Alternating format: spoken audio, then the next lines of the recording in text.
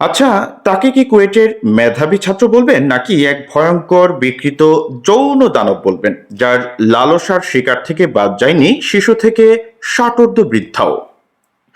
গত 24 এপ্রিল কুয়েটের ল্যাবে Google drive log out করতে ভুলে যান হাসিব। এরপরই বেরিয়ে আসে হাসিবের পৈশাসিক চব অপকর্ম।